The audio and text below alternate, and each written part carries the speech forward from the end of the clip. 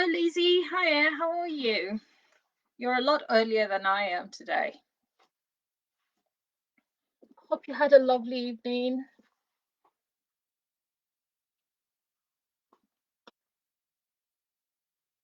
Ooh, I'm going to be on the big TV. Lizzie's going to try and see if she can cast me on her TV again today, so that should be fun.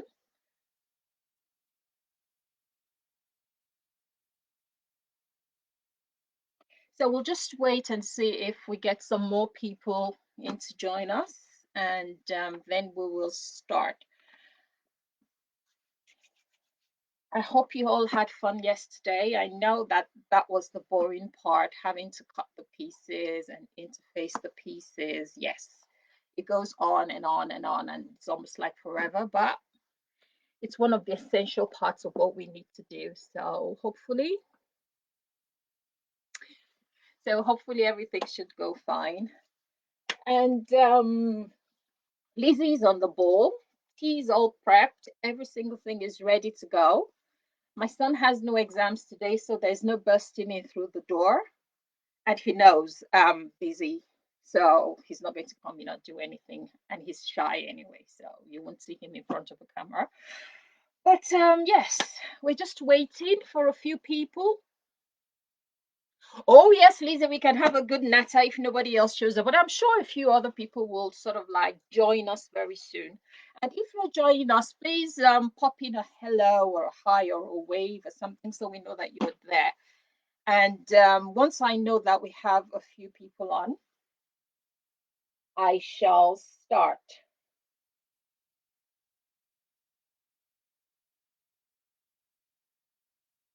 Okay. Yeah, Lizzie's asking how my son's exams went. He said it was fine. He sat his A-level chemistry yesterday, and he said most of the questions were past questions he had already done that he had been revising. So that was very good. And his next one is on Friday. So right now he's just prepping and doing whatever he needs to do to get himself ready. I don't get involved in all of that anymore. Whew, when he was in primary school, yes, but now, nah, has nothing to do with me. So who else has joined us in the last? Hi, Deb. How are you? Good morning and welcome again. Thank you for joining us. And we're just waiting for a few more people to come in. And like Lizzie said, if it's just the three of us, we're just going to have a nice, good natter and just take it at our own pace and enjoy ourselves. So don't worry about it. And Lizzie's TV is not playing ball, so I'm not going to be on the big screen. Okay, hopefully by Thursday it will all be resolved and I shall go back onto the big screen. So, like I was saying, just waiting for a few more comments and a few more people to join us.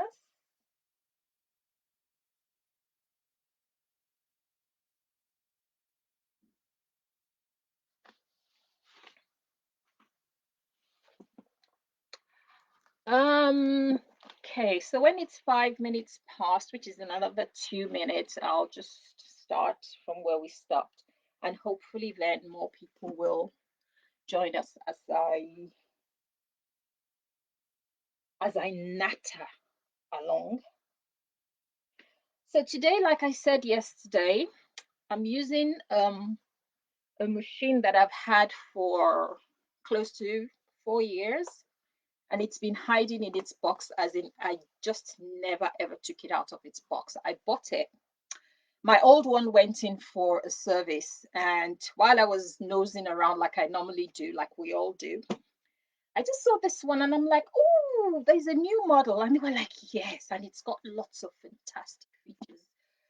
So I said, okay, could you just put one of those in my car? And the guy was like, but you're servicing one that's practically the same as, this one. And I'm like, yeah, but this one is newer. So I just got it, stuck it in my studio, and it stayed there for almost 4 years. And yesterday I decided to be a good girl and to dig it out, and here it is. seems to work, and hopefully should work well for us today. So 5 minutes passed, and we're going to start. And if anybody else joins us in the meantime, that will be. Oh, hi, Gay. How are you? Thanks for joining us today. I haven't noticed you on any of my other sew along, so this must be your first one. It's great to have you with us today. So, enough of my natter, my chatter, and I shall go straight into how far we have been. Today, we're making the Hope bag. And what we did yesterday was we cut out the pattern pieces and we, well, taped them all together. The ones that needed taping, we taped together. You should have 3 different pieces. And then we cut out all the pieces, interfaced all of them, and we cut out the foam as well, which goes on the bag. And like I said before, the pattern does specify foam, but if you feel your sewing machine would not, because it's meant for home sewing machines anyway, but if you just feel your sewing machine would not go through the bulk, or you just don't feel like using foam, I sometimes use wadding, and it's really up to you really. But and I always say the way my bag feels just depends on how I want it to feel. Sometimes I want a stiff bag, sometimes I want a squishy bag. It's just up to me. So for that bit, that would be up to you. But every other thing is there. And we've got the zipper for the inner pocket, and we've got the zipper for the outer pocket as well. And we would also need bag feet, which I'm not too crazy about, but if you're using bag fit, I'll show you and talk you through what you need to do. And we're going to be needing the base as well, which you can just plastic cotton mats, thin ones if you can find them. So I've got a few here that I can use. And yes, for the external zipper, which is the number 5 zipper, I've not used a metal zipper end either. I've just made a zipper tab out of fabric, out of my outer fabric. So it's up to you if you want to use the metal or if you just want to make something and use it. So I've just done that. So right at this moment, we should have A, B, C, D, E, F, and G1, G1, G2, G3, all there. And today we're going to start off by working with A and the B's. So the rest of them we put on the side, and we will need the foams as well. So if you're using the foam, you will need it at this point. That's where we're starting from. We're going to attach the foam to our bag, pieces. So I'm starting with A, which is the base, bag base, and I have the foam cut out.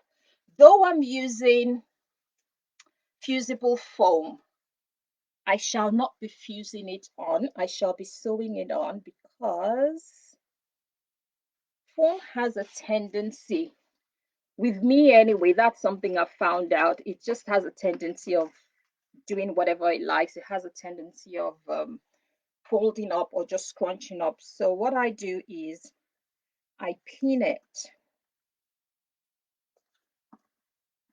and I don't go easy on the pins, as in I just use as many as I feel would hold the foam nice and flat, so that when I start sewing, it doesn't bunch up or anything.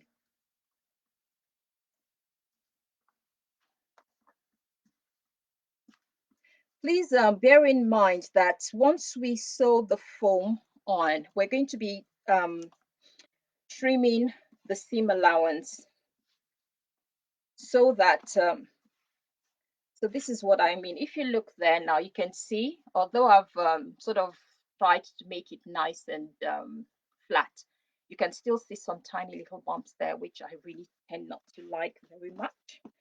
So I'll just take that one out.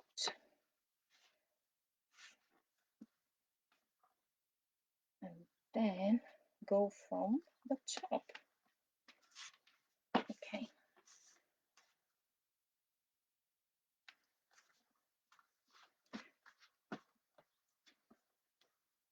And one more for luck.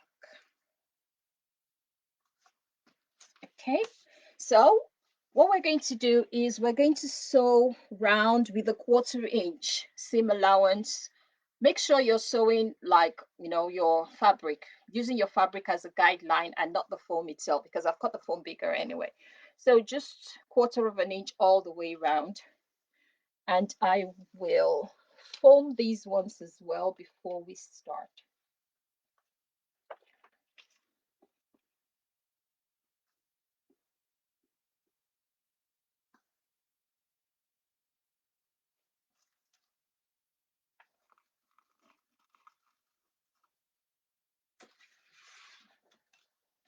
So these are the pattern pieces B. So it's A and B that we need the foam on. Okay. I'm just trying to find out where the sticky bit is, because it's just easier if the sticky bit is against my fabric as opposed to, you know, facing the whole the other side.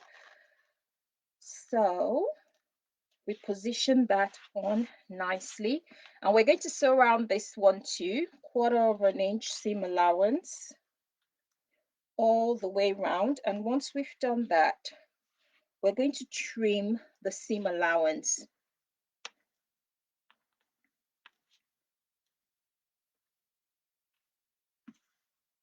It's a lot of prep work and all, but once it's all done, it's all done. And you'd really get a good, nice, good finish.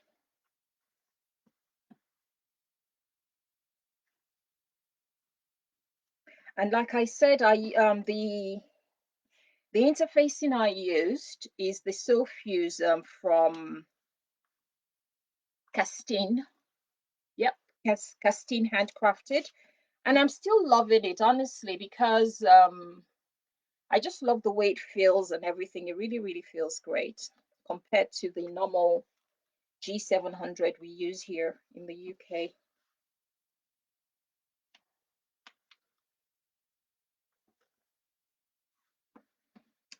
So just a few more. And I'm making sure that the piece itself is nice and flat.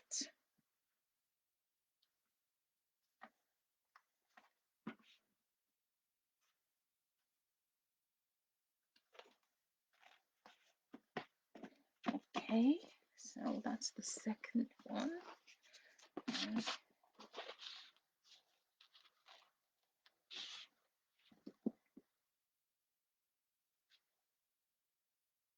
Hi, Janet.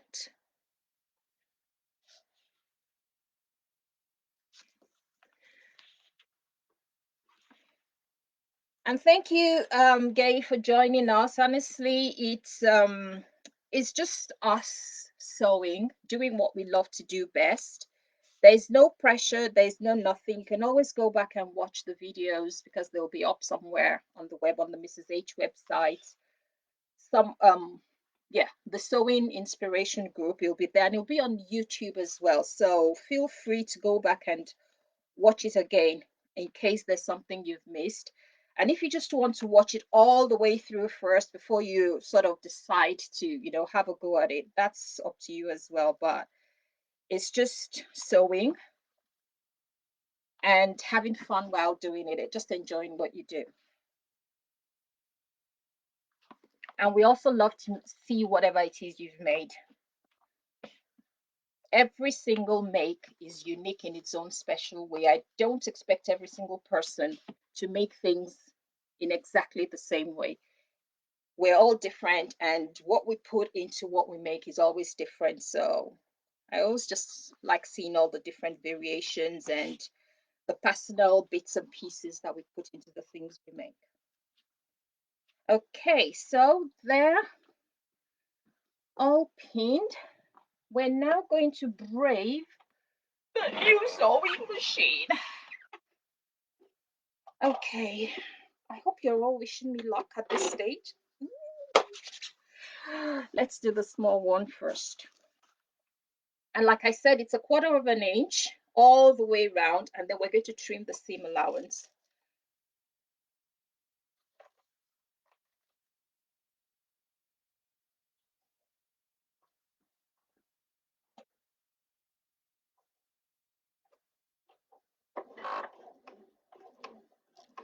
Wow, that is so different from my other one.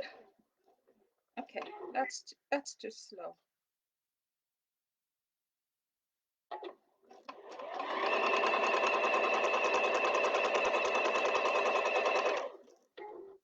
This one is so nice, as in every single time I stop, the foot, the presser foot lifts up all by itself. Oh my goodness. Oh.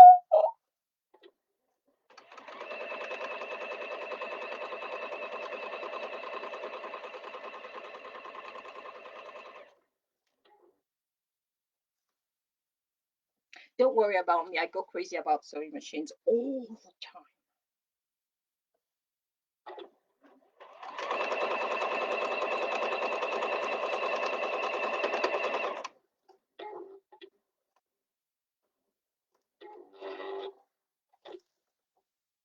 Oh, I shouldn't make. Okay. Learning curve.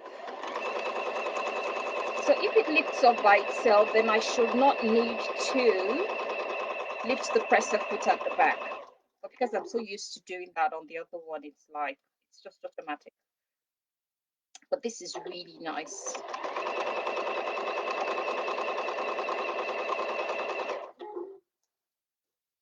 See, my hand still keeps going to the back.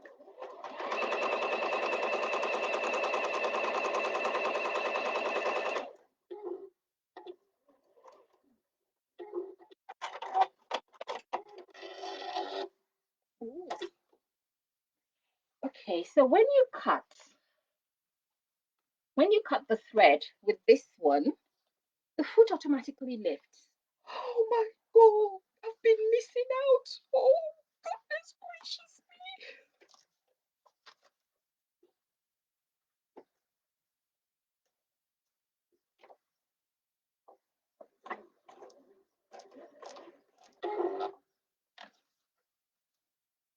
It is a bit bulky, but like I said, I'm going to be trimming off anyway, so that should be fine.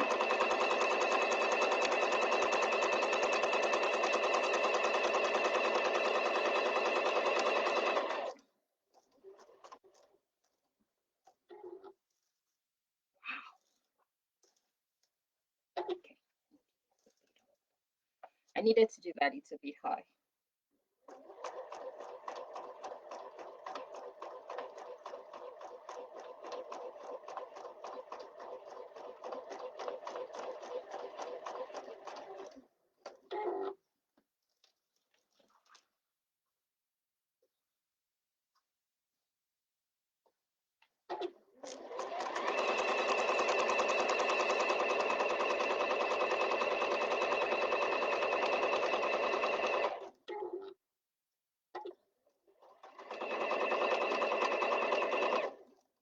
And it's so quiet. Oh my gosh.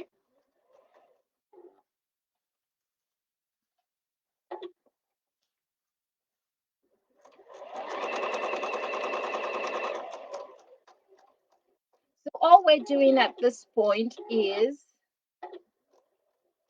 just attaching the foam to pieces A and B. And once we've done that, we're going to be trimming the seam allowance. I'm just fangirling over the new sewing machine. It's just like, wow.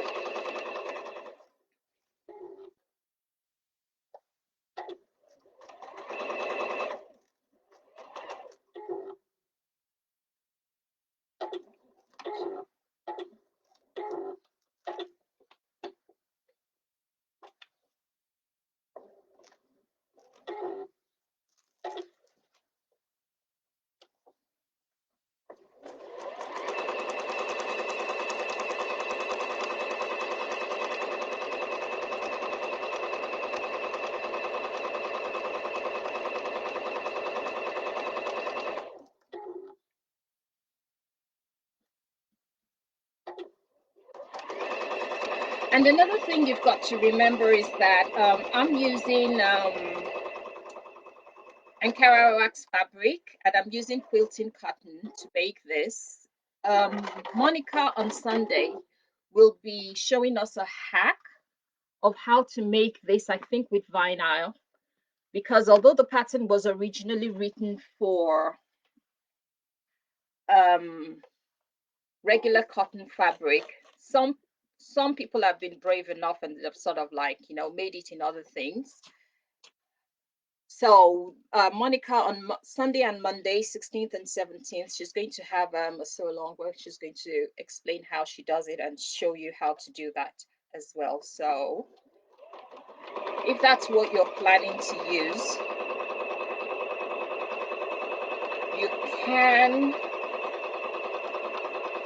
sort of watch the process this week and then get all your pieces ready, and she'll sort of walk you through how to do the rest of the stuff when she does hers.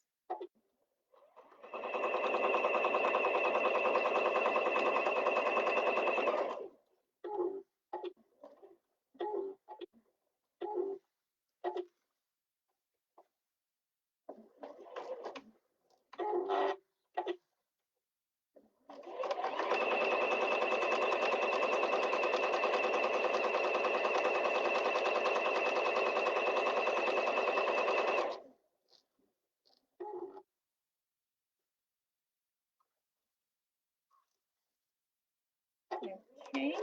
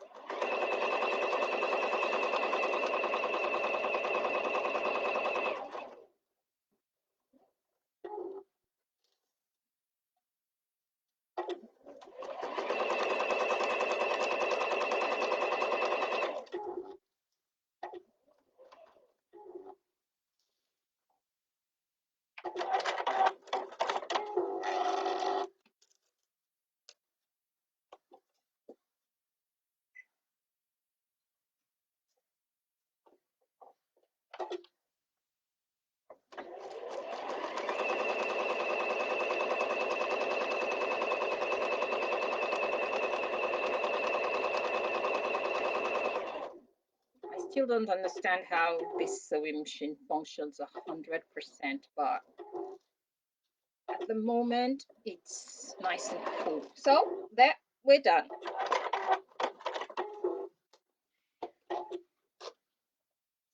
And the next thing we're going to do now is we're just going to quickly trim round all the seam allowances.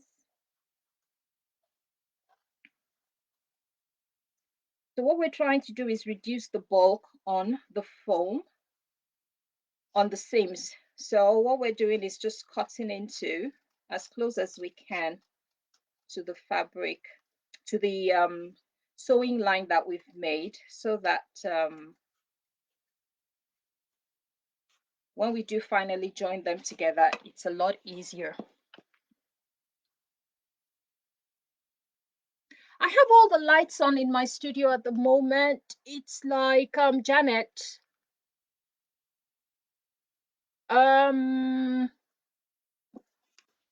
What part of it looks a bit dark? Because all the lights are actually focused on me at the moment. Yep, and the sun is shining as well. So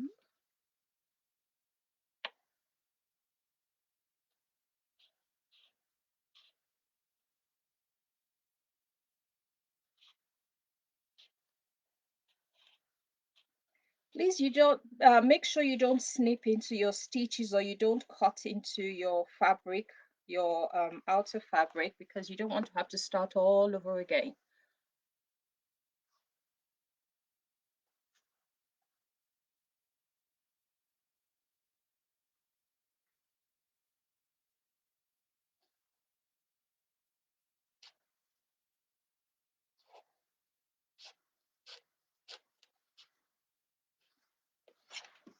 Janet, could you put in the comments if it's still too dark, and if you still need a bit more light, I might be able to play around with the lights.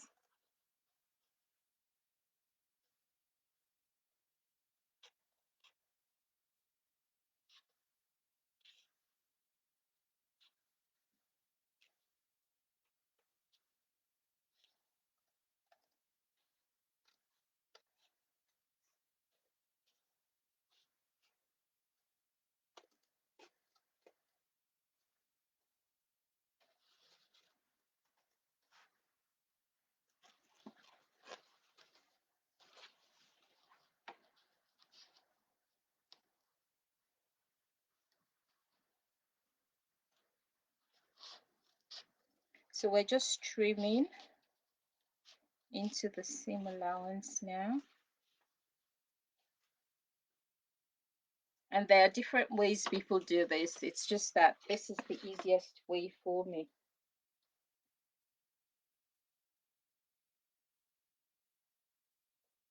Just trying to see if this would let me see all comments.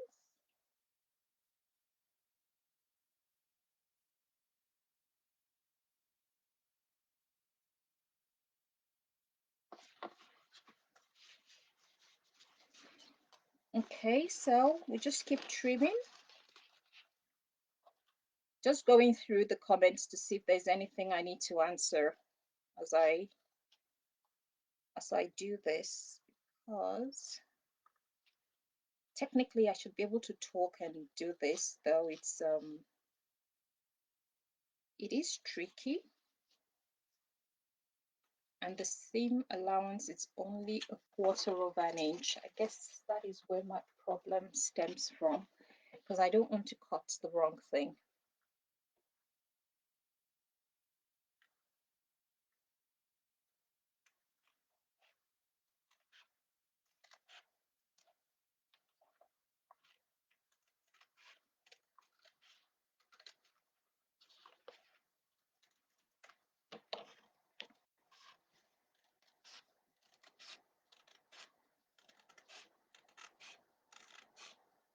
Just reduces the bulk when we begin to put all the different pieces together, because we have quite a few of them to eventually put together. So as you can see from the back there, just sort of trimmed it down, and you can see some of the fabric flapping there on the sides. Let's do the difficult ones first and then resort to the... I've been playing with these all day and it still does not want to play ball.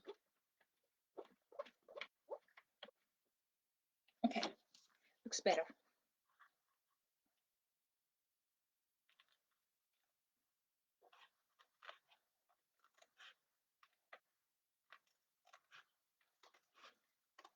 So trim carefully, go slowly, there's no rush.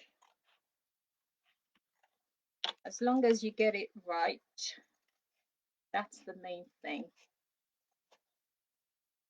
Oops, I was only kidding.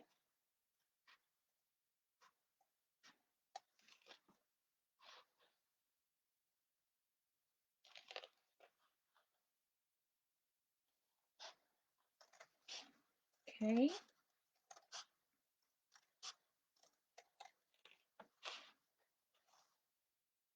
There we go.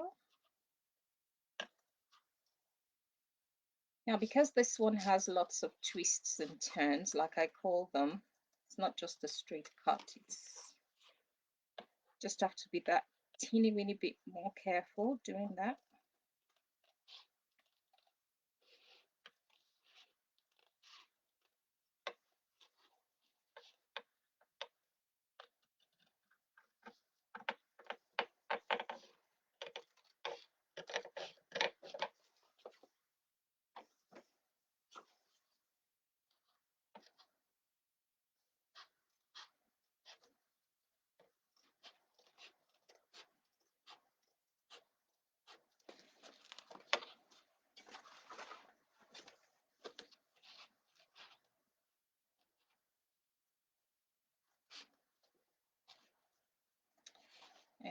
Okay.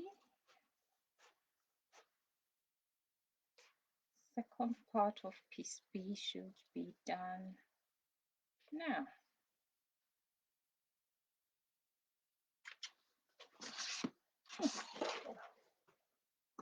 So that's 2. And we're going to have to put that to one side for the time being because we don't really need it right now. And on the opposite, on that side, yeah, that's the opposite side. 2 seconds.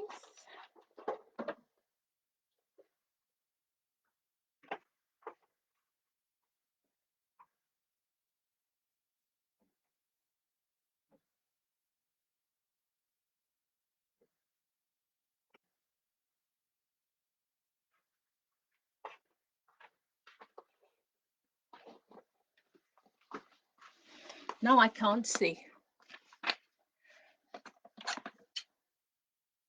I looked directly at the bulb, so now I can't see, but I hope that's a bit better. If not, I would have to move everything around for Thursday and make sure that there's light in that corner.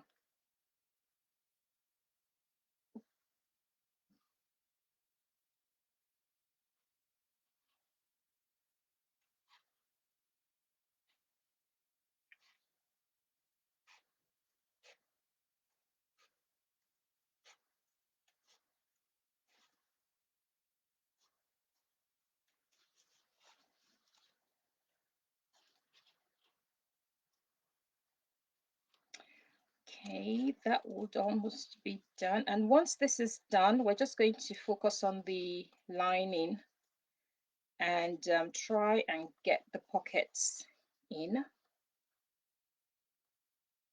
Because the way the zipper has been done on this one is slightly different from the way I normally put the zippers in. So this is going to be my first time of doing the zipper that way. It should be fun. Because technically I know what is being done, as in I can get my head around it, but then I now have to do it. And that makes a huge difference. Just doing something and reading something, they're completely 2 different things.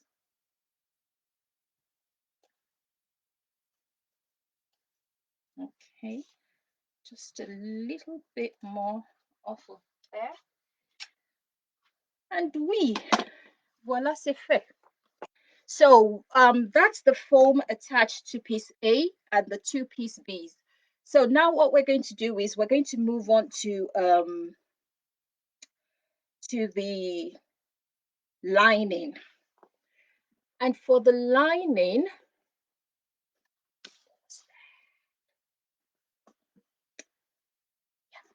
so we have 2 lining pieces.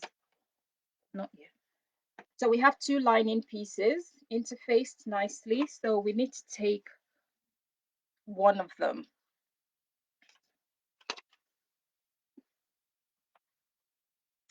For the zipper pocket bit.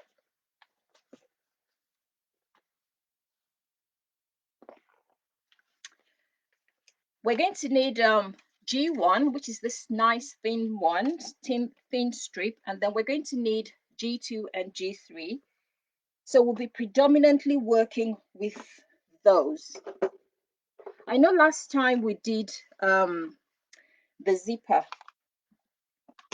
I'm sure some people were saying that they had never had to do a zipper that way because we had to draw a box and then draw a line right in the middle and then sort of angle out the ends and stuff. But yeah, that's what we're going to do again with this. So on the wrong side of your zipper tape, which is G1, what I normally do is, your zipper is 9 inches.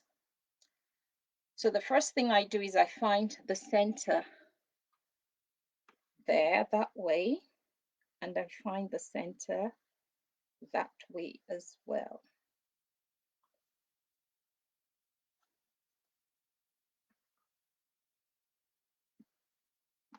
So all I just do is I just crease it so I know exactly where the center is. Now I know the length of the zipper, and it's 9 inches long. So I need to draw a box that is half an inch from each long end and 1 inch from each short end. So that means it's going to be half an inch down, half an inch up, as in that's the long end. So half an inch in, half an inch in. And from this end, 1 inch in, 1 inch in. So,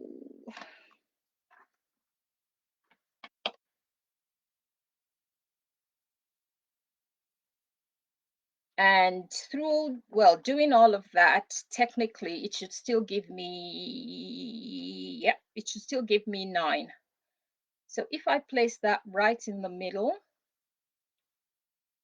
I'm using an inch ruler, so it's easy for me to sort of get the half an inch that I need just by placing that right in the middle and drawing a line straight down from the 9, 4.5, all the way down to there. Turn and do the same thing on the long end again. Once I've drawn this, I'll let you see.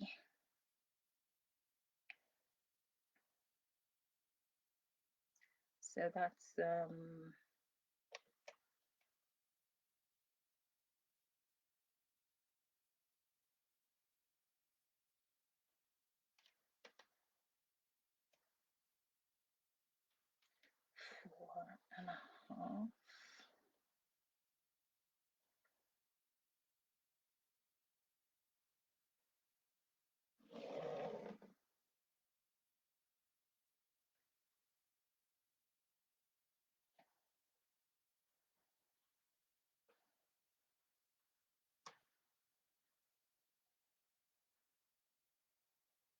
It would be nice if I could read a ruler, honestly. But don't worry, no harm done. It's on the wrong side anyway, so 9. There. Okay, so I have my tiny little box, which is 3/8 of an inch high. And it will be 1 inch from the edge. So not sure how well you can see that, but there's a box right there in the middle. 1 inch from this side, 1 inch from this side, half an inch from the top, half an inch from the edge at the bottom, and you just draw a box, a long rectangular box, 9 inches long. Right in the center of it, roughly about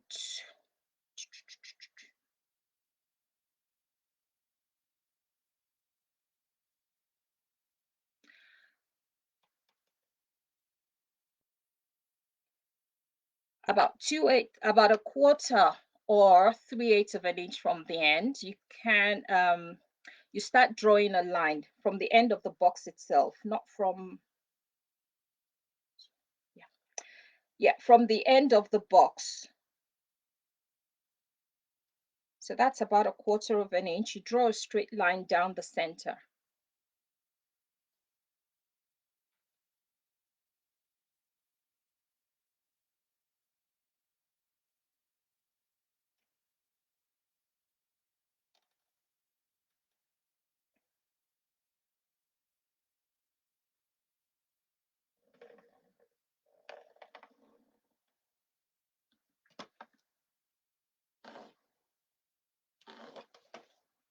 Okay, so straight line down the center. So you should have within the box at both ends, you should have at least about a quarter or 3/4 of an inch away from the very end of each side of the long rectangular box.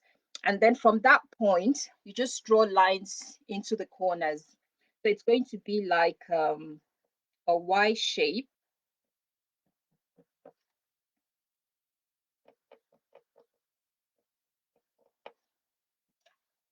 And if my instructions are not 100% clear, it's all explained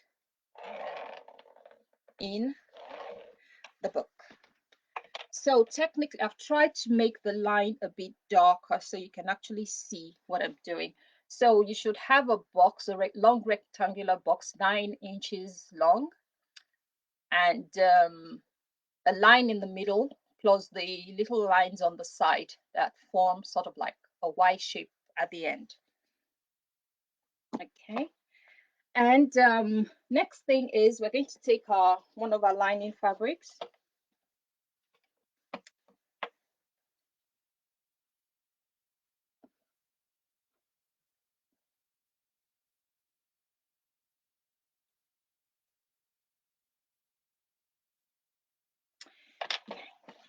So we're going to find the center of this piece, and we're placing that little G1 that we've just drawn the zipper line on. We're going to place it right 1 inch from the top on the right side of our lining fabric. Yeah, on the right side. So I'm just going to draw an imaginary little line there. So right sides together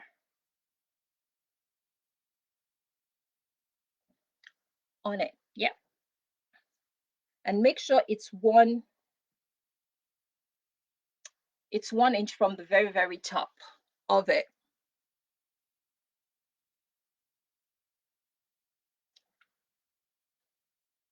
Hi, Dorothy. That was really fast. It was only posted out on, oh, yeah, it was posted out on Friday. So make sure it's nice and centered on the piece. And as usual, pin to the end of its life, like I just normally do every single thing. I pin every single thing down. I just love my pins. I don't know why, but ouch. If it was a bigger piece, then the pins would have been sort of like far away from that itself. But because it's a smaller one, it's got to be, it's going to be closer than I'm normally used to. Okay, so we're going to be needing these two at some point. So what we're now going to do is we're going to sew round that original box that we drew. So we drew a box, we drew a line right down the middle of it, and then we had the Y-shaped corners. So what we're going to do is the original box, we're going to just sew all the way around it.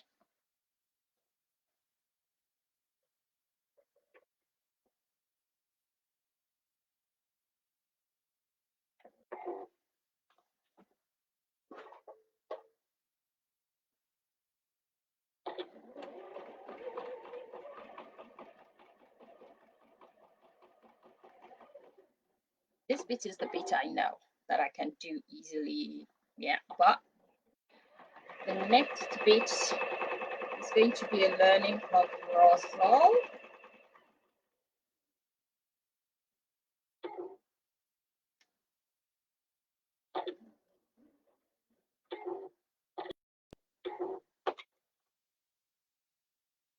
The machine is like one of those new cars, those cars that when you're at a traffic light and stuff, it goes off, and as soon as you press on the gas, it starts moving again. That's how I'm feeling.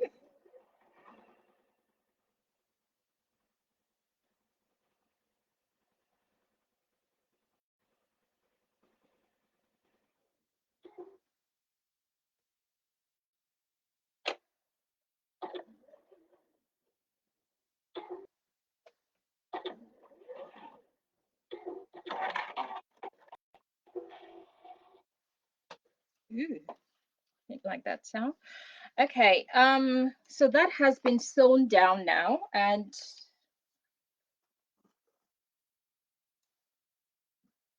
I'm just trimming off any errant threads that I find annoying. So you should have it nicely sewn down. Yeah, it's in matching threads, so you might not see it properly, but if you look through, you can see the holes and you can just see the sewing that goes all the way around it. Next thing we're going to do is that center line, we're going to cut into it all the way to where the triangles start. So remember, we left a space of about a quarter of an inch, 3/8 of an inch, right at the end of the box there. So we're just going to trim from the beginning of that point to the beginning of it down there. We're not going to do anything within the triangle. We're just going to leave the triangle the way it is. So my seam ripper. So I use my seam ripper to make a hole.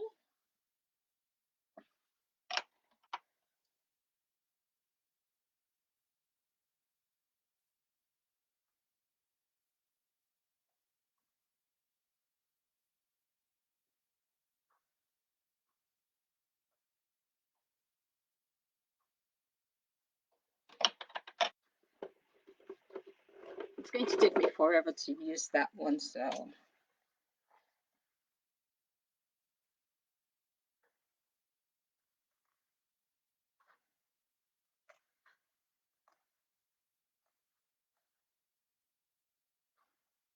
just makes so much difference when you're doing things on your own and when you have to do it with others, because I wouldn't have minded just sitting down there watching something and snipping all the way through. But I have you lovely people watching, so I shall speed things up a bit. So I've cut it just up to there, and the box still goes on till the end, but that's where the beginning of the Y seam starts. So I'm just going to cut into the Y seams as well. Now I have to use a smaller scissors. Please make sure you don't cut into your stitches. Like I said, I've never tried to sort of fix one where I've cut right into my stitching, and I've not heard of anybody that has tried to fix it, because it's just always easier to just start all over again. So that's one end done. That's the other end done. Well, halfway done. So just be very, very careful. You're snipping as close as you can, but not all the way into any of the stitches. I have a feeling I might just snip into my stitch. Don't you dare snip into my stitch. And at this point, this is where we go and press it and do all sorts of things to it. But because it's such a tiny piece, what we're trying to achieve is every single thing should come through the hole, push it right through the hole, and it comes out at the other end. And trust me, it does happen.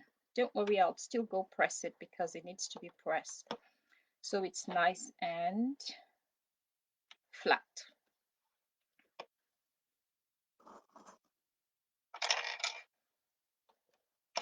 So before you do the turning, you could technically steam press all your stitches all the way around before you turn it, or you just turn it and then press.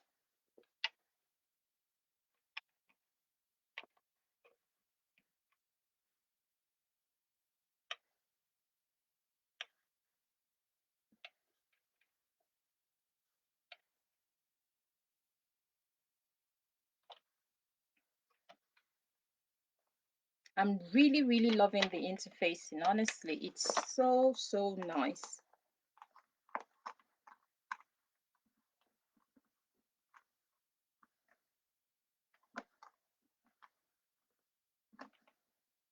And like I said, it was gifted to me by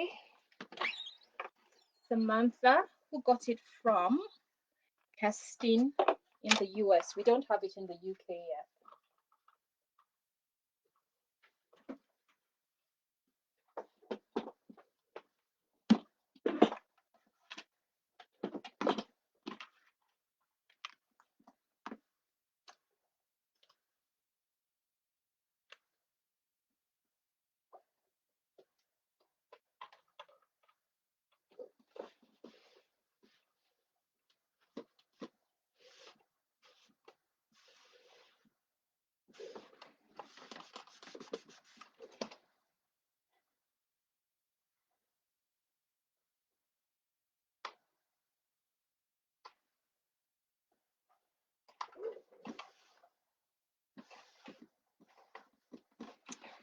Okay.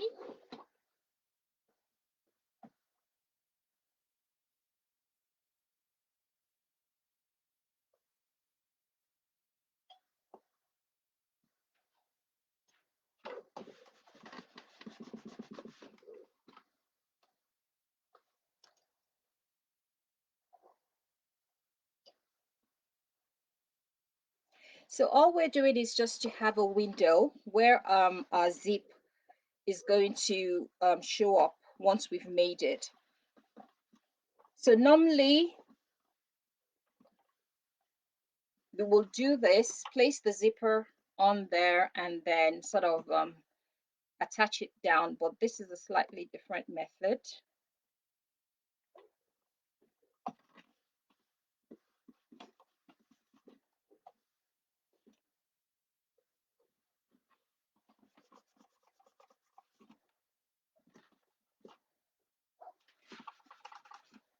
Okay. Oops. Come on. Because it's so tiny, it just keeps popping up at the other end, but not a problem.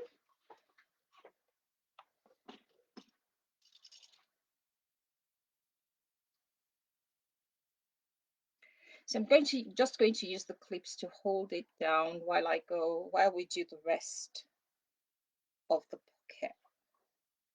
So it should be like that on the back, and it should be like that on the front bit.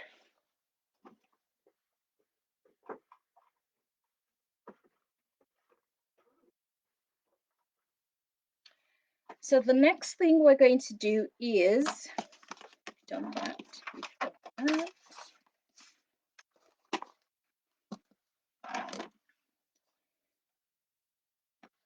We need G2 and G3, but we're starting off with G3. Now I'm going to show you a mock-up of what we're trying to do. What we're trying to achieve is, here's the zipper. We want both zippers to, see, I told you I have a mock-up. So we want the wrong side of the zipper, when it's done, to sort of face the right side of the fabric.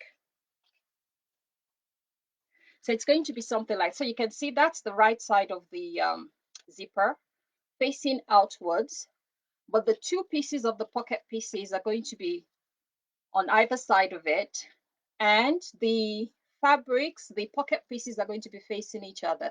So normally when we do it, it's like the zipper tab, the zipper pull, and the zipper teeth would all be showing on the right side of our pocket, but this time it's going to be showing on the wrong side of the pocket, and that's what we're trying to achieve.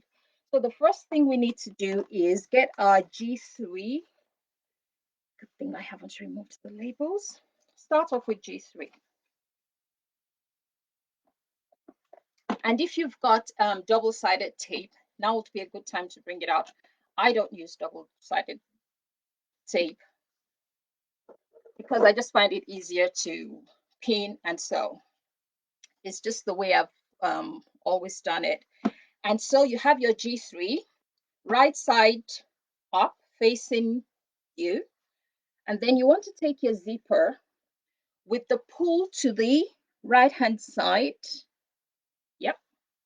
So you want the zipper pull to be on the right-hand side. So, well, more or less on the right-hand side. And you want to place it centralized on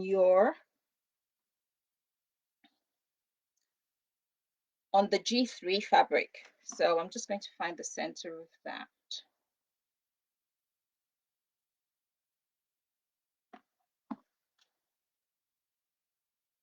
Right side, center on there.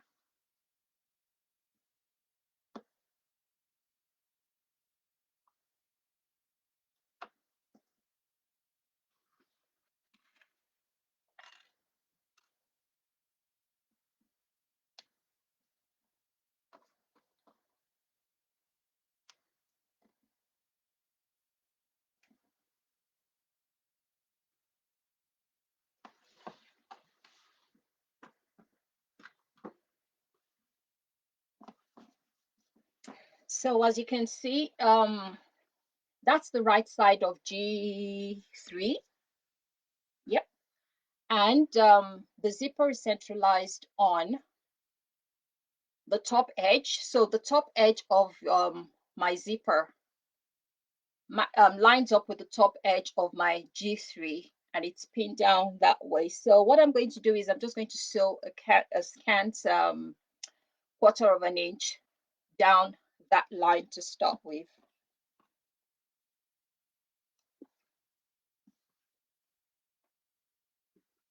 I said I had to play with that a bit, just with, sticking it down with pins and everything to see exactly what it would look like. And it does make sense, but getting there is the only thing that just makes my head go woo. So here we go.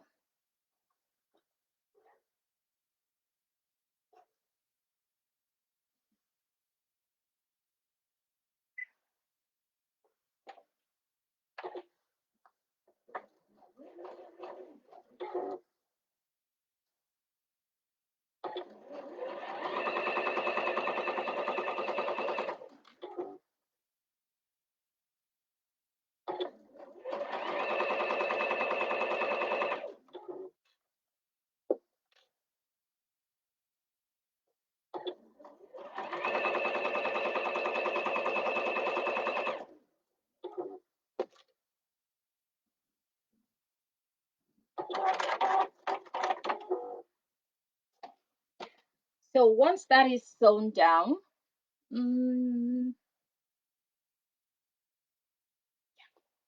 now need to press it towards the back. So I'll take it to the iron and just press the zipper to the back, so that when you look at it from the back, you would have the zipper at the top, and it should be facing the back of your pocket fabric.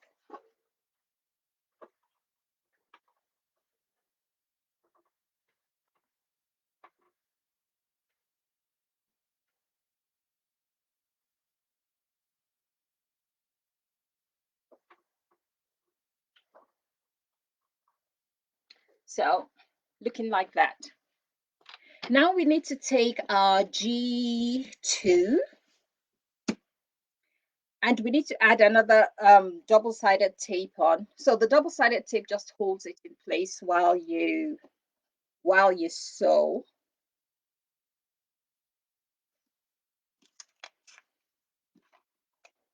And we do the same thing for this. Turn it that way, and that one face up. Oh, sorry, this one face up. So your G2 facing upwards, your G3 with the zipper on facing with the wrong side facing upwards. So you have your G2 facing, right sides facing up, the G3 with the zipper tab on, the wrong side of it, you want it facing up. So the right side of the zipper is actually up because it's to the wrong side of the fabric. So the right side of the zipper, wrong side of your pocket, you want it facing up. And you want to make sure that you line that up nicely. Centralized as well. So just quickly find the center, rough center, and place that right over the very, very, very top of your lining G3. So it's going to look like that. And then we're going to sew right across the top there. So what I did was, this is my G3 and the top is facing me. So where I choose to be the top and where you add the masking tape is towards me. Then I have the other bit of the G3 with the zipper on, with the wrong side facing upwards. I place that right over the double-sided tape that I've laid down already on G2. And well, if you're using double-sided tape, you just press it down nicely so it stays in place. And if you're using pins like me, just pin it in place.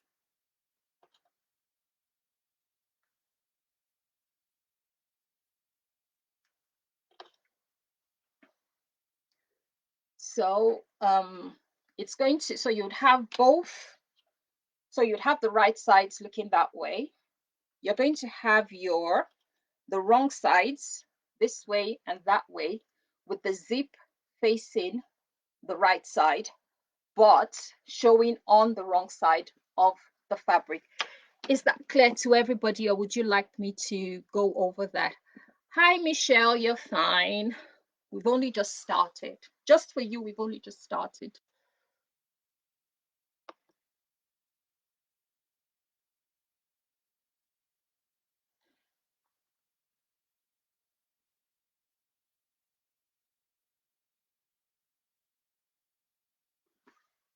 So I'm just going to sew that down now, and remember it's still a scant quarter inch, and I just use a 1/8 on my sewing machine because it's easier for me to follow that than any other thing.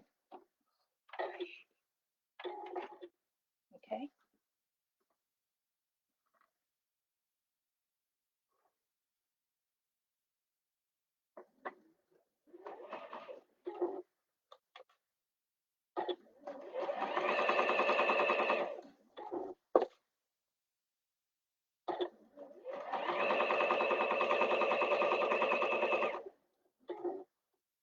And if I start giggling, it's because I don't know what to do with the machine.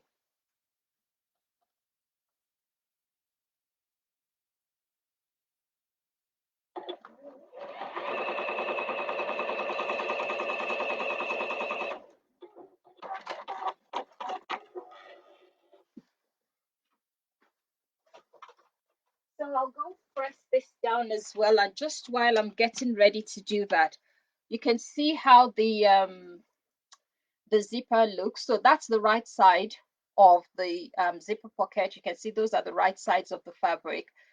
But the zipper teeth, you can see it's all on the wrong side. But when you turn it onto the right side, onto the wrong side of the fabric, you can see that the zipper teeth are all on the right side of it. So I'm just going to press that.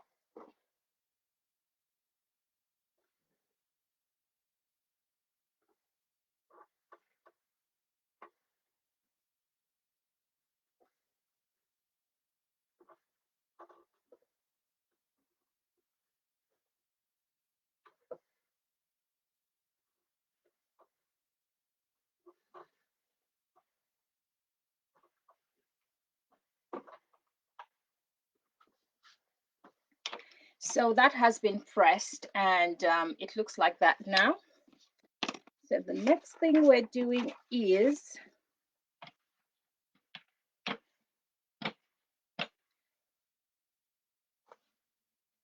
our pattern piece, the one with the hole in the middle. We're going to be working with that now. So I shall show you what we are doing with that.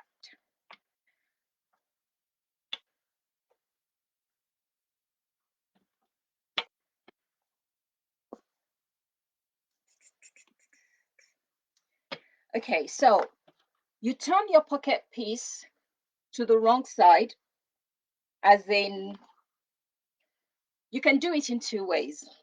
You put the pocket piece on the wrong side, as in the wrong side facing upwards, and you position the little hole right over it. And once you've done that, you're going to sort of like sew all round to secure the pocket to the lining piece. Of course, I'm going to take off the clips when I'm ready to go. So that is exactly what we're going to do now. We're going to place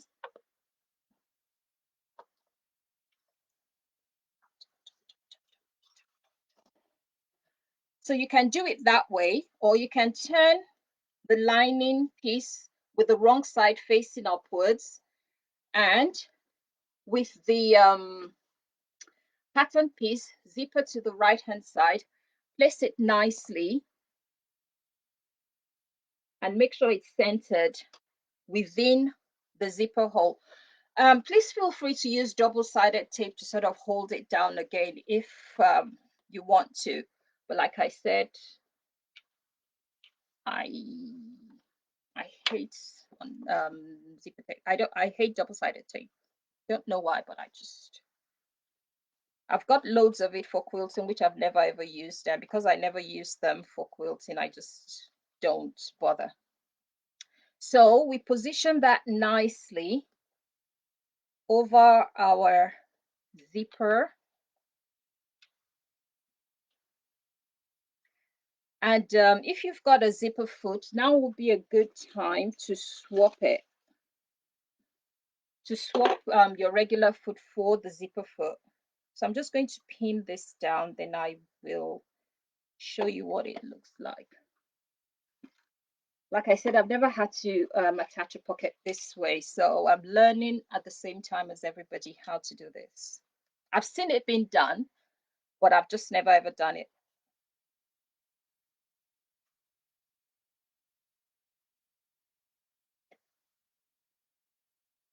And it does look a lot easier with double-sided tape. But knowing me, I just never ever choose the easy route for anything. The more difficult it is, the more fun I have. And I'm sure there'll be some people like me out there as well. So just pin down a few more.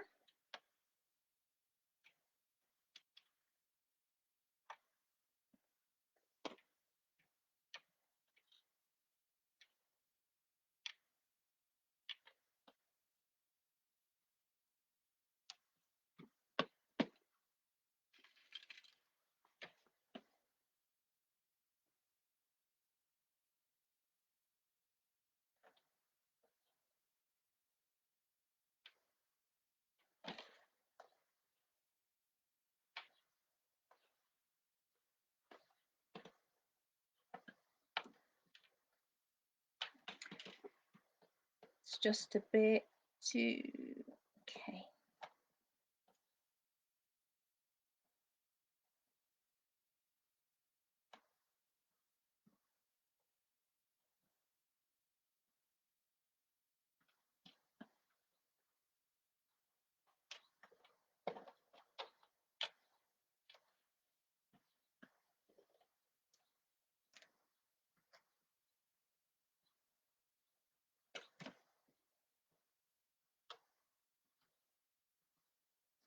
This will teach me not to cut my zippers exactly to size. Oh, the other way.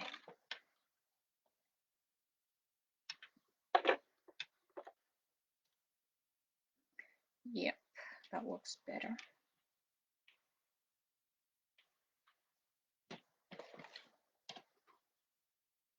And then I'm going to quickly change the to my zipper foot and whiz down the edge.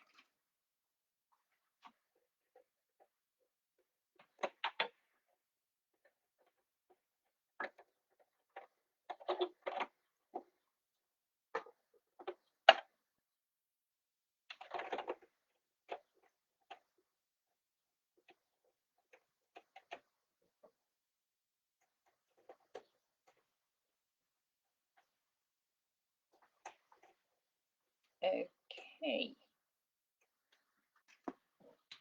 So I'm just going to sew right round just to attach the zipper all the way around the zipper opening. Come on. Okay. So this is going to serve as the top stitching at the same time.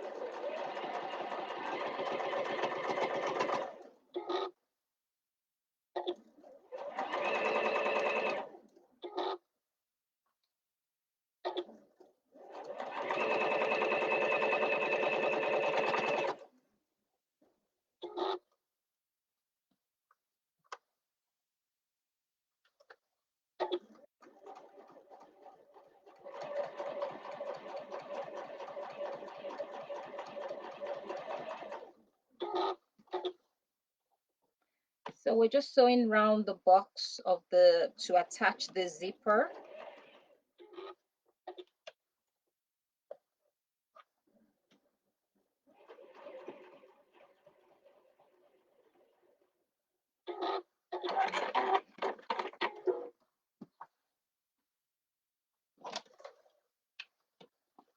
And so the zipper is attached.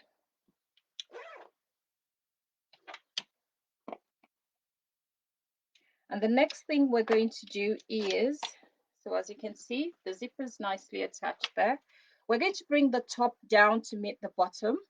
And we're going to sew on two sides. We're going to leave the bottom open so we can birth through that opening.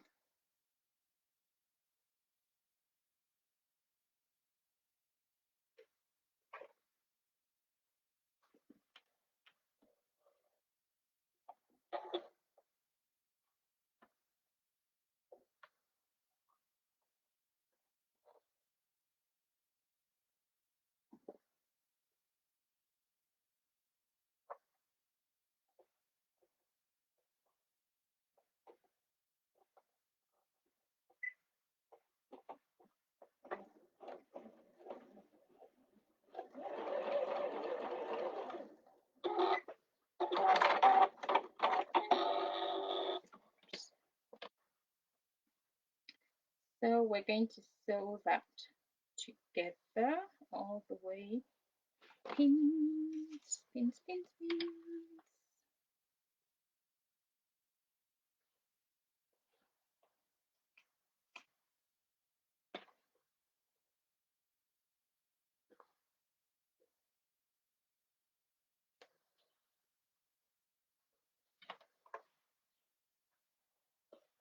So all we're doing now is change the zipper foot. Sorry, I hate working with my zipper foot.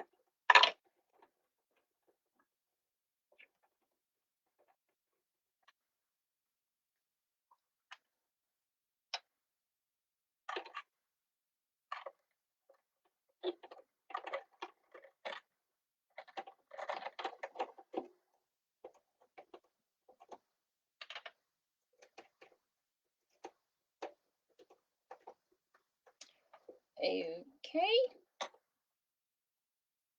You don't have to actually change your zipper foot or anything. I just find it easier because my zipper foot is it's really, really very slim right at the mouth there, so it's easy for it to go beside the zipper without any hassle, and I just like it that way.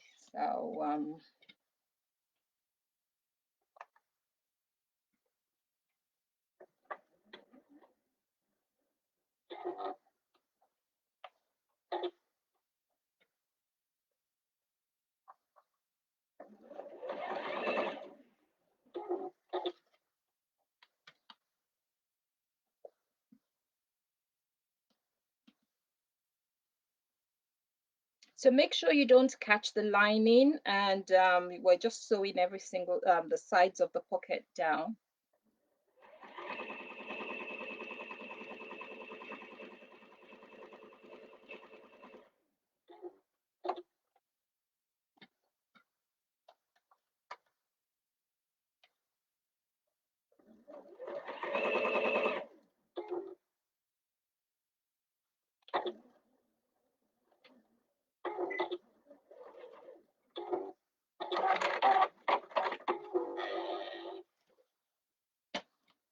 Okay, and on this side as well.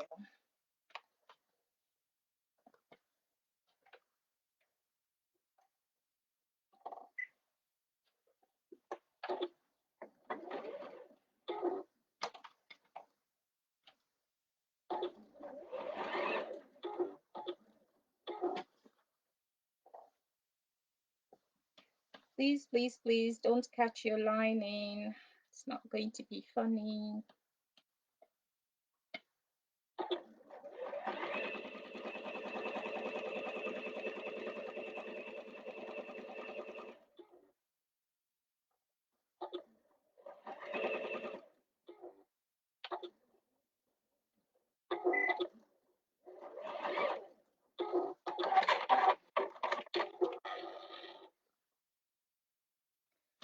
So the bottom of the lining has been left open.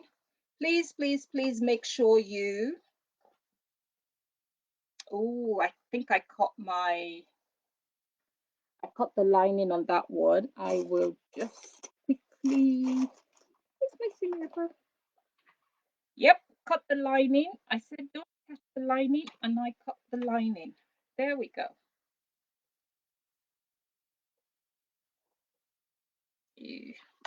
Quick press.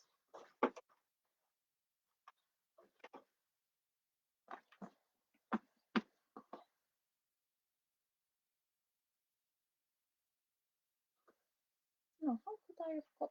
Oh, I see. Yep, that's fine though. I see what I did wrong, but it's not a major issue. Just follow the instructions and yeah. I cut the lining slightly, but apart from that, that's fine. So open up your zipper fully, and you can see inside. Though we've done the zipper in a different way, it still turned out to be the way you want it to be. So when you open the zipper with the lining in the bag, you still want to see your right side, the right side of your lining pieces, and that's what we can see in there. So we've left the bottom unsewn, and we've left the zipper open. The next thing we're going to do is we're going to make the slip pocket. Slip pocket, slip pocket. And if you can baste close that, they just use really long stitches to close up that, and then you can unpick them when you're ready to, you know, to turn the bag. But I've started my stitching from that line, so when I turn it over, it's going to crease over anyway. So that's how I normally do it. Let's see if there are any questions. Okay, yes, it's great that we can all do things in different ways, and with me, I always try and look for the easiest. You didn't hear that from me, but I just try as much as possible, whichever way is the easiest. So that's 11. So 11 by 5.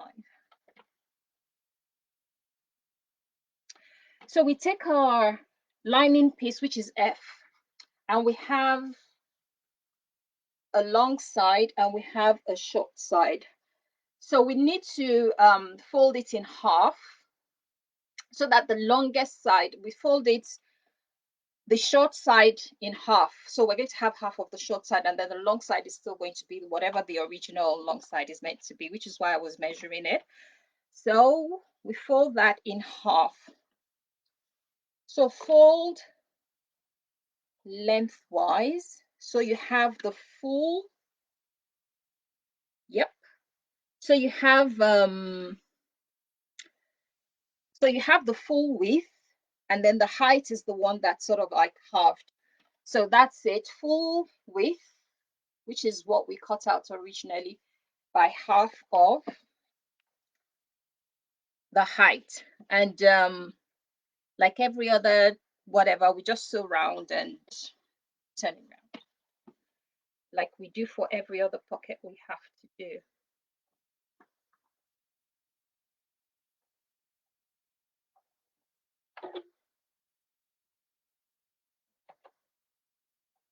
Now let's do this one properly.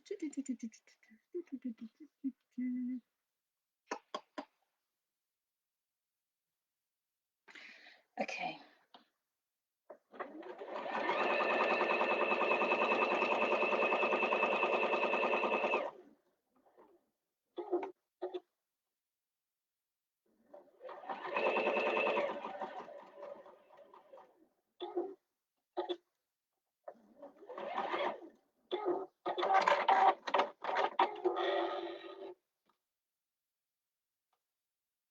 So because it's a slip pocket, we're leaving a space so we can turn it once it's all been done.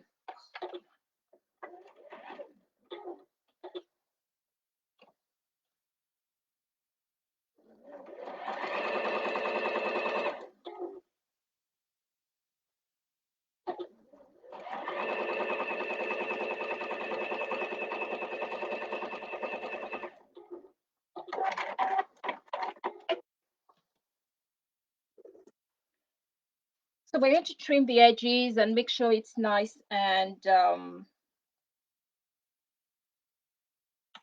slim. Then we press.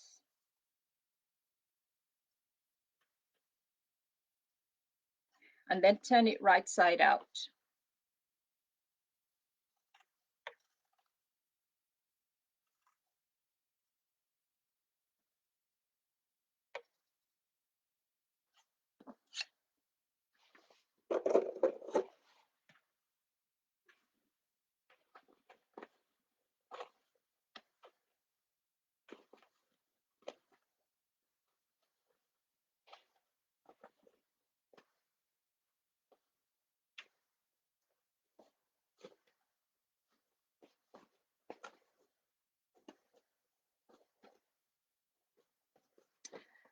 There.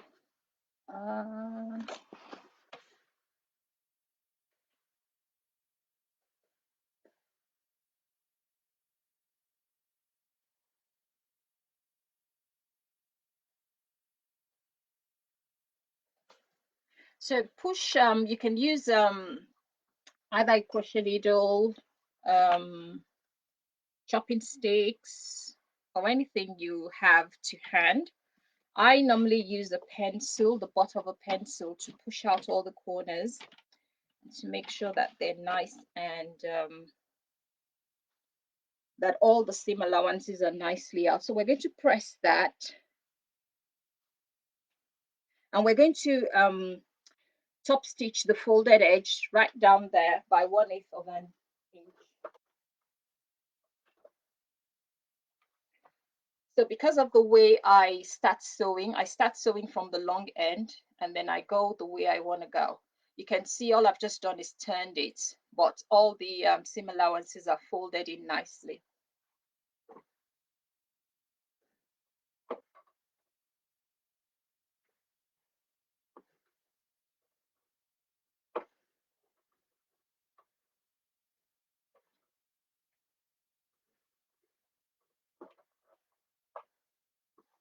So there. Now I always use top stitch of 4.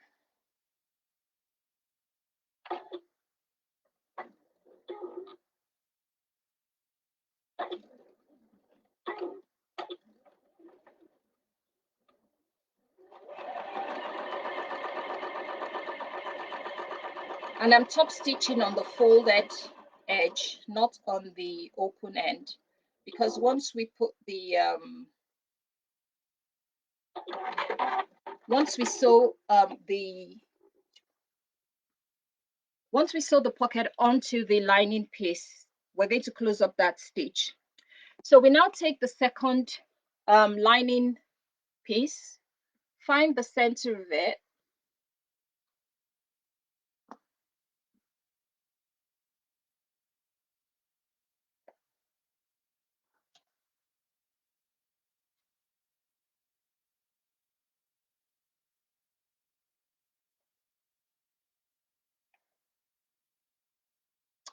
so we're placing the placement of the slip pocket is already in the pattern. So we're just going to measure that, and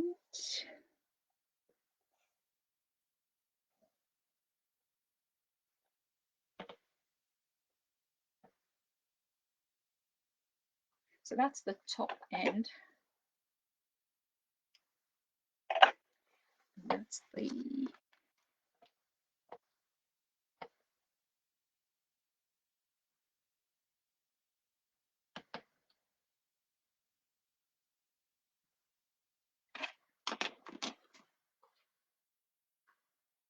so the bottom of your slip pocket is going to be right on top of the mark you've just made. The measurements are in the pattern, so if you have your pattern in front of you, you will see that. So place that right, make sure it's nice and centralized. You might want to divide your pocket. That's completely up to you, and that you can also do at this point when you're sort of attaching that down. take that to the machine.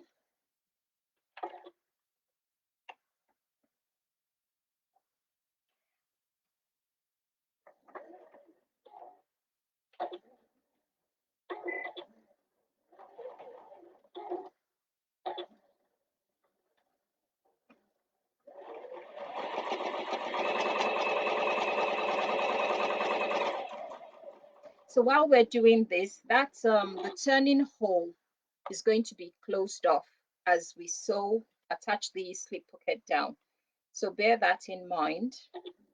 We're not just leaving it to fend for itself. So as we do this, sew the pocket down. The turning gap has also been sewn. And like I said, if you would like to divide your pocket, once we've done this, you can sort of divide it into as many parts as you want. Because some people like to have a pen, you know, a little place to put pens in or different things, but it's totally up to you, or you can just leave it the way it is.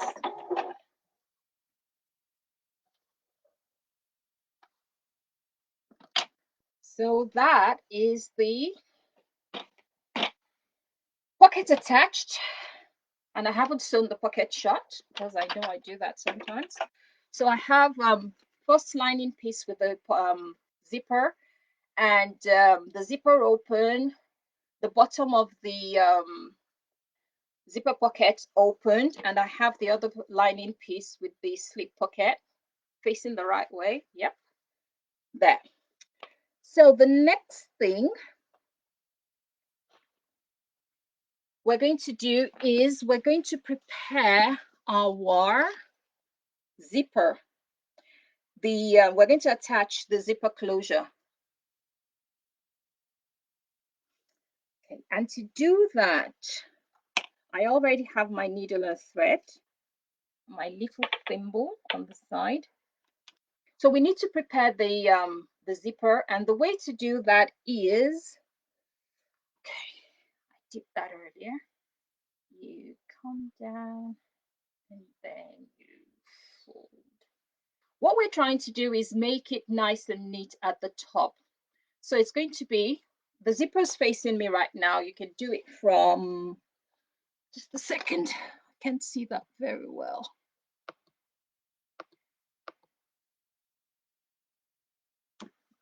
Yeah. So you have that on the wrong side. You can do it from the wrong side or from the right side. So you have that, you fold it down and then you turn it sideways so it gives you a nice finish.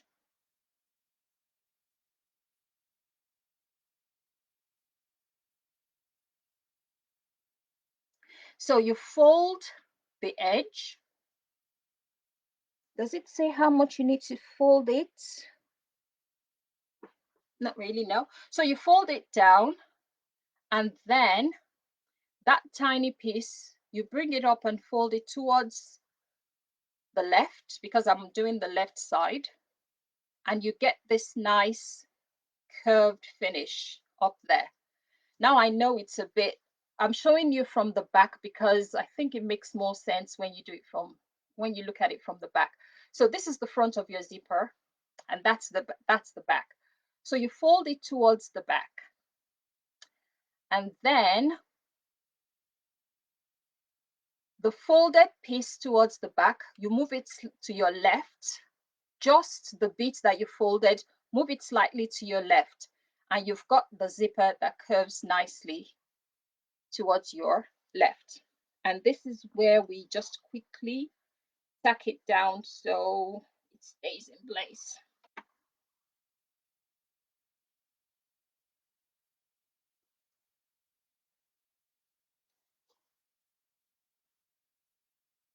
You can tack it down with your sewing machine as well, but because I normally do this with my sewing machine, but it's never ever neat when I do it on. But if you know how to do it on your sewing machine and it turns out nice and neat, then please go ahead and do that.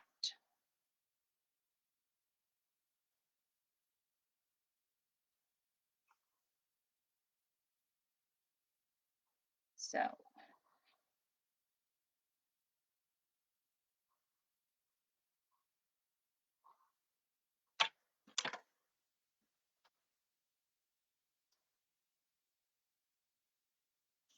all we just have to be careful about is that both sides of the zipper, they actually do match when we're done.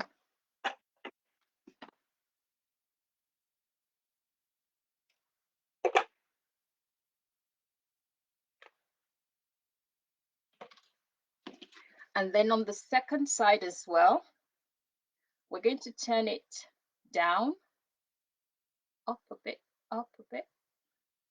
So you match, so you match. Then we take the flap at the back, turn it to our right hand side this time because it's the one on the right. And so it's fold backwards.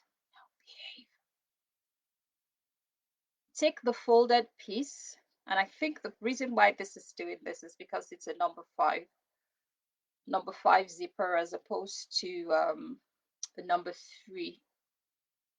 They're a lot easier to work with. Okay, so as you can see, they more or less match. We're just going to assume that they are the same length. So we stitch that down again, baste it down so it doesn't do any funny things while we're sewing.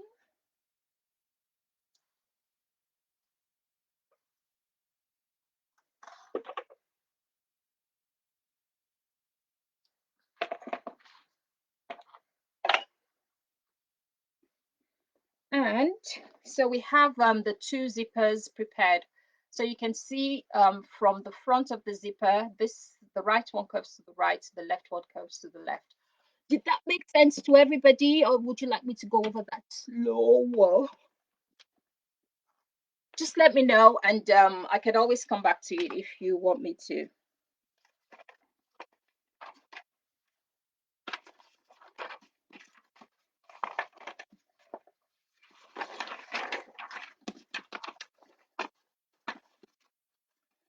So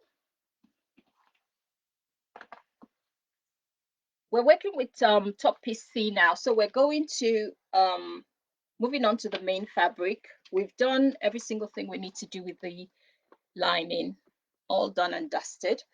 So we take our top piece C, which is the one that looks like the top of a blouse. That one, that's what I call it anyway. It looks like they look like clothes, you know, preparing to make a dress or something, but that's just me.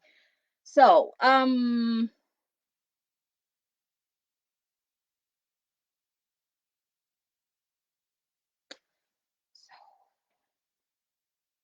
that's the right and that's the left.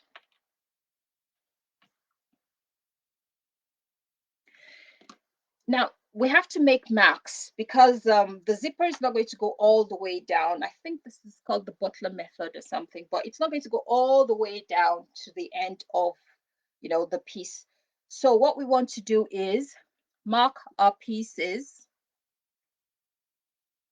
and make sure that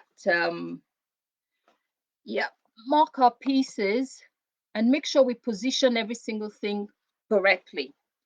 So with the zipper is going to be facing the right side of the fabric, but before we get to the right side of the fabric, we need to mark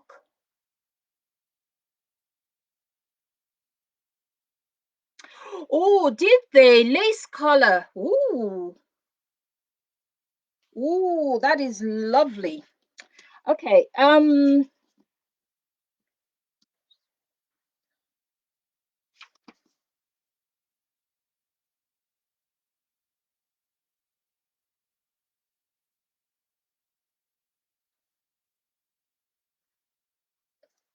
okay, so this is the left side. The fabric is facing me. The right side of the fabric is facing up. So I need to mark the left side, says what the marking is meant to be. Trusty ruler. And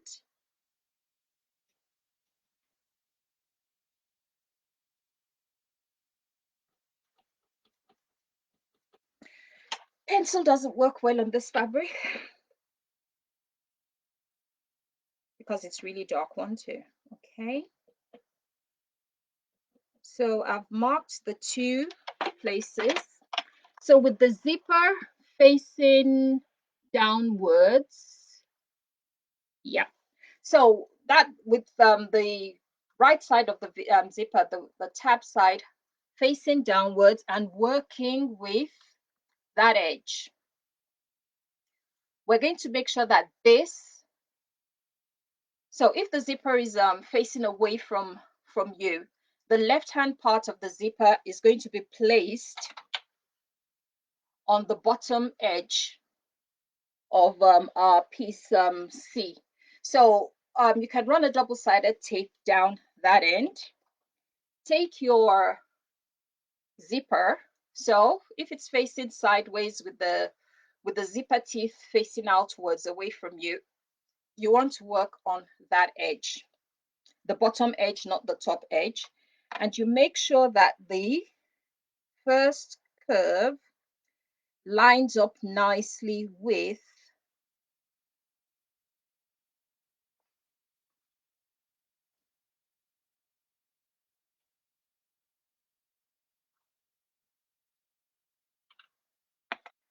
the mark that we made on the left hand side of the fabric. So remember, we have to make 2 different marks. The correct measurements for each mark is already, it's in the pattern. So if you look in the pattern, it's going to tell you exactly where it's meant to be. And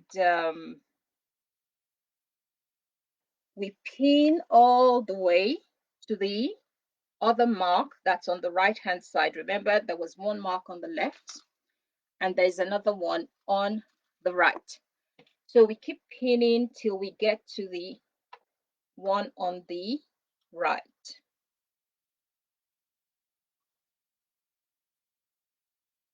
Right there.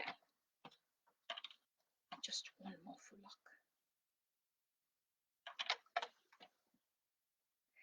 And on this side, on the edge, on the right edge of piece C, we need to sort of measure so much up so we can flip the tail of the zip away from our sewing. So roughly about there.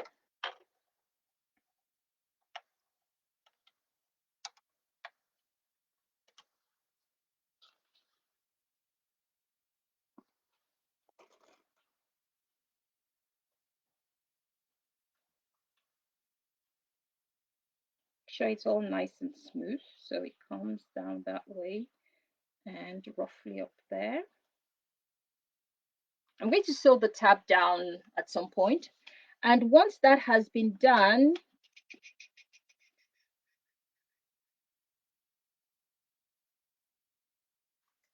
we're just going to baste the zip in place because we're placing another piece on top of it so it doesn't move or shift or anything. We're just going to baste that quickly into place.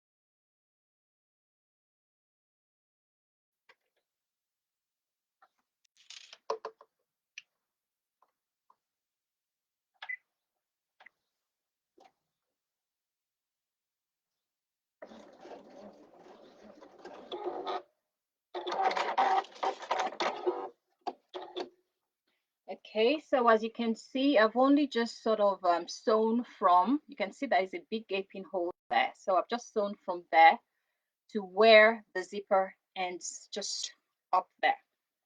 And then, ah,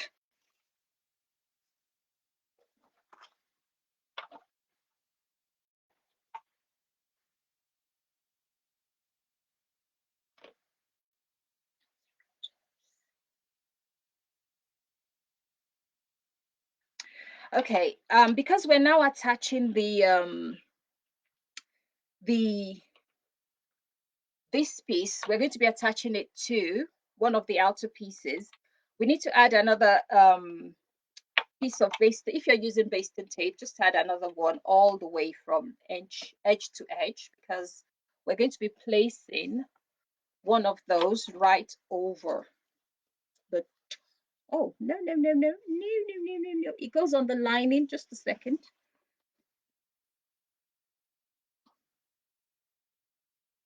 Lining, not the main fabric yet. So we take one of the lining pieces. I knew there was something that wasn't right reading it.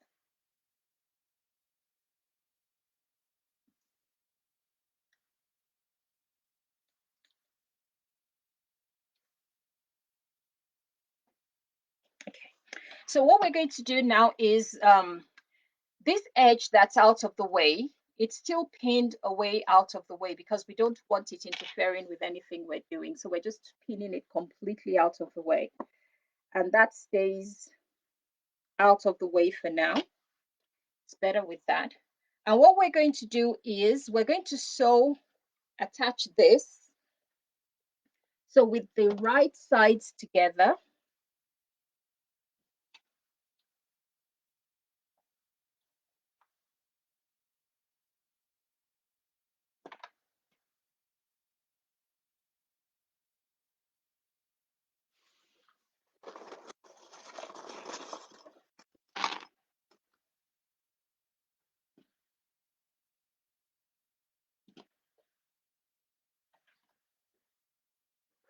we're going to be attaching this to the lining.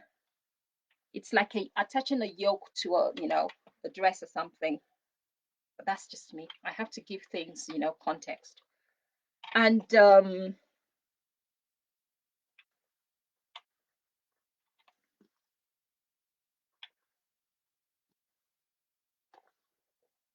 we're going to sew all the way, and we're using 3/8 of an inch seam allowance all the way down. So it's going from edge to edge on this one.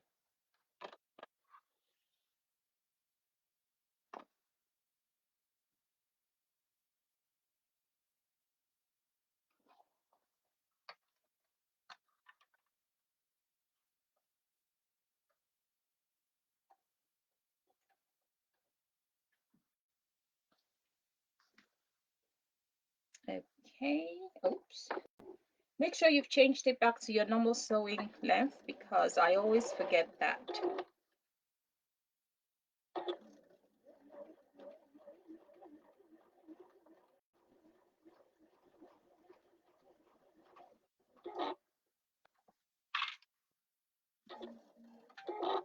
Ooh, the lacy one looks good. Lizzie has just posted the lacy one.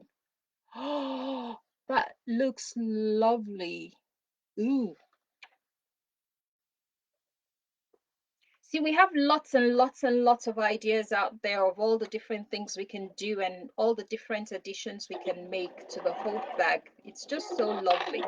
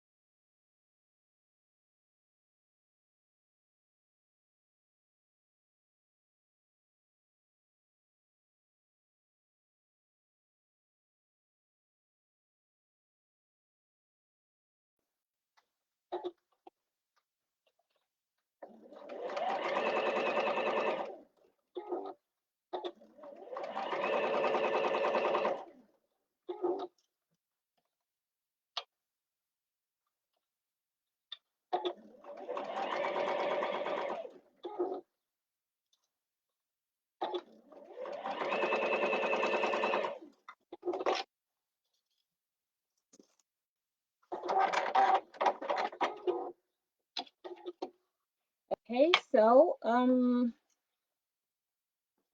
that has been sewn down, and the other bit we now have to do is, yep, that still goes away from it, is to sew the other part of the lining onto the other part of the sorry, the other part of the C, yeah, the piece C. We need to put that we need to sew that to the other part of the zipper as well. So we would have this lining with this, and then the other part of the zip, if we open that up and do the same thing, same measurements and every, no, this is going to be the edge width.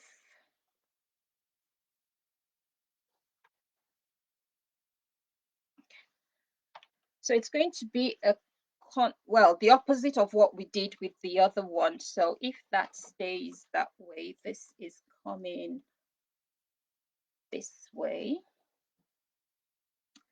So this would be the, yeah.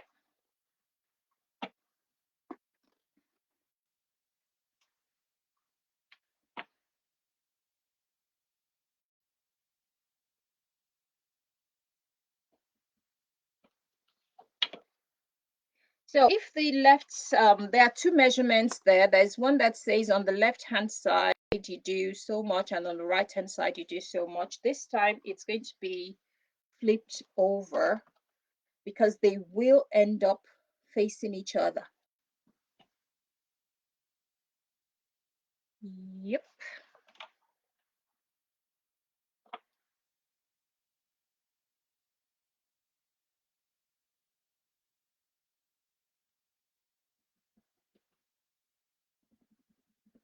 And I'm going to try and reread that and be sure it's exactly what it says.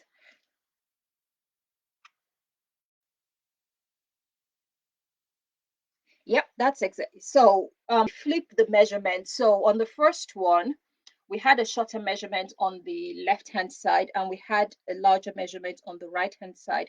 On this other one, we have the larger measurement on the left-hand side and the smaller measurement, no, the smaller measurement on the, yeah, on the right and the larger on the left. Yeah, I'm confusing myself just reading it. And we do the same thing we did. Can I still see my marks? Yep, there and there. So the very, very tip of the zipper facing right sides down, no, this way and this way.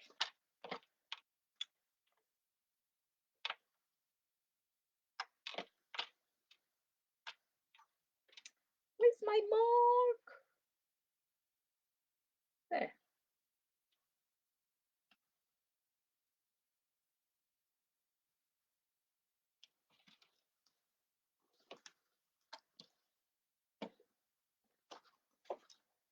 It's going to go.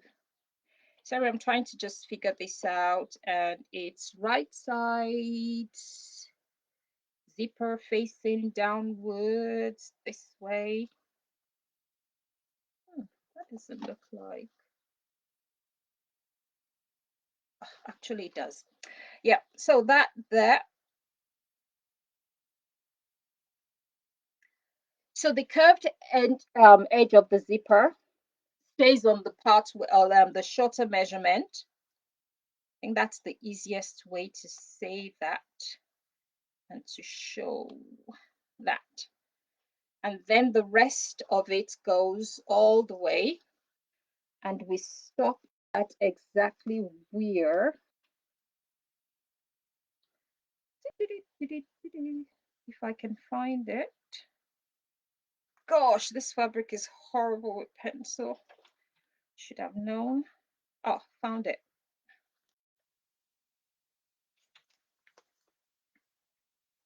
And it goes, goes, goes, goes, goes. It goes.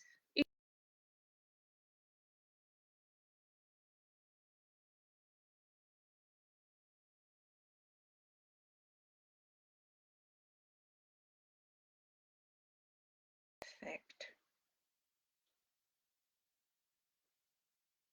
And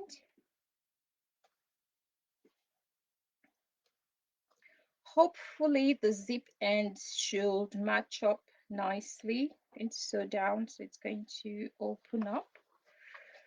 Let us make sure before we start sewing it down that it actually matches up.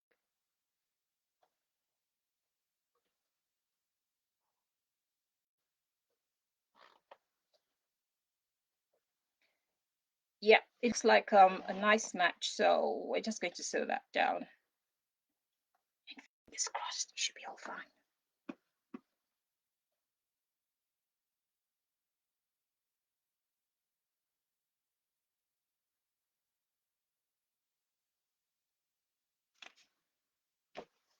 And then we take the other part of the lining. So if you've used double-sided tape, so that would be properly stitched down with the double-sided tape. And if you haven't, just like typical me, so this one too should be moved away slightly so it doesn't disturb the zipper in any way. I just have to almost get my bearing because yes, so I don't sew the tail of the zipper.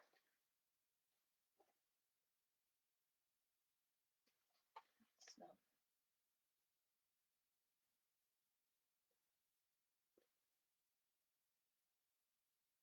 that's roughly about one. Okay.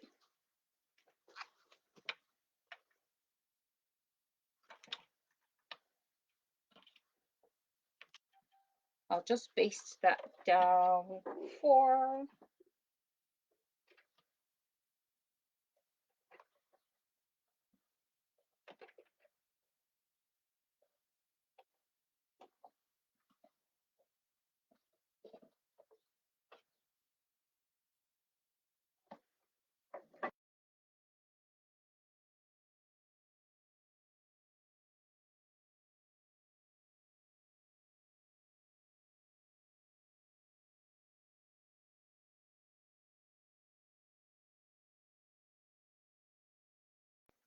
I have to fiddle with the pins and everything.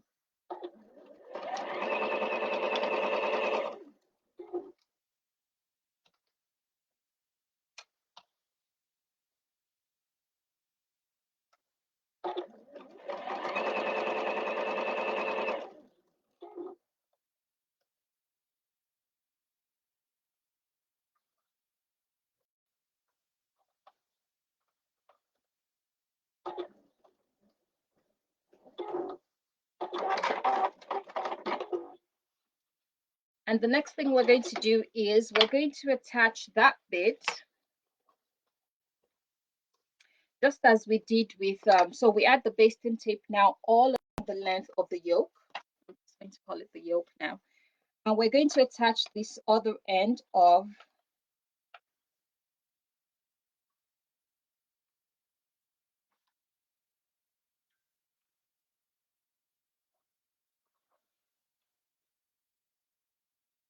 to this.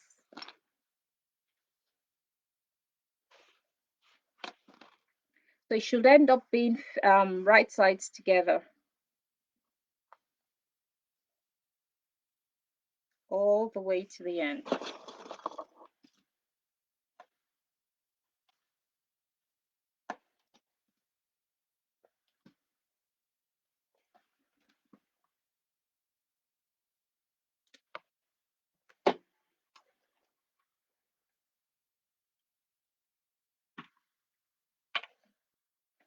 So all we're going to do now is we're just going to sew that bit down, and we're going to stop for today because tomorrow we're going to finish off with the lining and then go on to finish the outer and put the rest of every single thing together. So we're just going to sew up that that bit add the yoke to the other side of the lining, so that your lining pieces should be facing each other once it's done. So we're going to do that, sew that down, and tomorrow we're going to start with complete finish off the sides of the lining, and then we're going to start on the outer, and hopefully we should, oh sorry, not tomorrow, on Thursday. Oh my goodness, I forgot. Not tomorrow, but on Thursday. So we'll be back on Thursday to finish off with the lining and then start on the outer. But it's really taking shape now, and I just want to say thank you for everybody, to everybody that has joined us, and it's really been great. It's really been fun, and there are a few news on this one, so I've learned a bit on doing this as well. So thank you very much, and I'll see you all Thursday. Yes, Lizzie, I know, I remembered on time, so it's Thursday.